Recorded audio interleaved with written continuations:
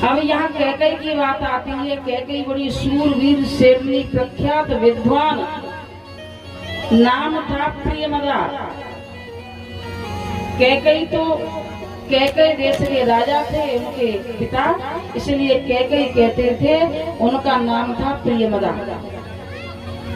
प्रियमदा ने जब उनकी सूरवीरता देखी तो कहा कि मैं आपसे विवाह करना चाहती हूँ महाराज। और कैकई का जब शौर्य उन्होंने देखा, रण में देवताओं को हरा दिया।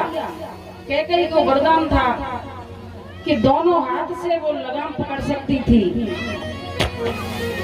तो जैसे ही देवासुर संग्राम में युद्ध हुआ तो रथ का पहिया निकलने लगा और उस रथ के पहिए में उसने दोनों घोड़ों को संभाल करके अपनी दोनों उंगलियों को उसमें लगा दिया, क्योंकि उसे वो उंगली वज्र की होने का वरदान था।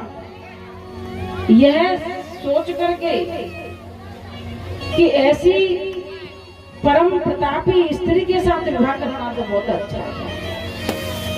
कैकई बुरी नहीं थी। कैकई ने जो त्याग किया, आज के समय में कोई माँ त्याग नहीं कर सकती। कैकई ने जो बुराई ली, वो कोई माँ बुराई नहीं ले सकती।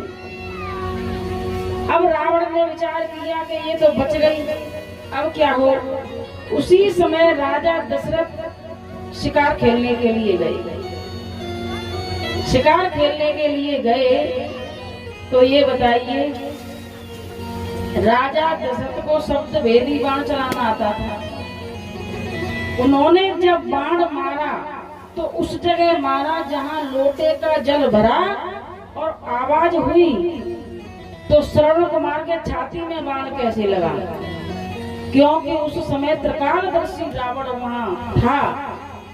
उसने ही बाण चला करके श्रवण कुमार का वध किया ताकि इसको श्राप मिल जाए, लेकिन वो श्राप उनके लिए वरदान साबित हो गया। राजा ने पूछा, हे पुत्र, मैं तो शब्द भेदी बाण जलाना जानता हूँ। तुमने लुटिया डुबाई, मैंने बाण वहां मारा, लेकिन छाती पे जो बाण मारा है वो मेरा नहीं है। तब उन्होंने कहा कि हे राजन, केवल एक कृपा कर देना, मेरे अन्य माता पिता को आप नीर पिला देना। जैसे ही राजा ने ये सुना, जल भरा है, जल भर करके आगे चले हैं। उनकी पग चाप से पहचान लिया कि ये मेरा पुत्र नहीं है। माँ ने कहा कि वो अंधे बेशक हैं, लेकिन तुम हमारे पुत्र नहीं हो, बताओ तुम कौन हो। तब उन्होंने कहा कि मैं राजा दशरथ हूँ।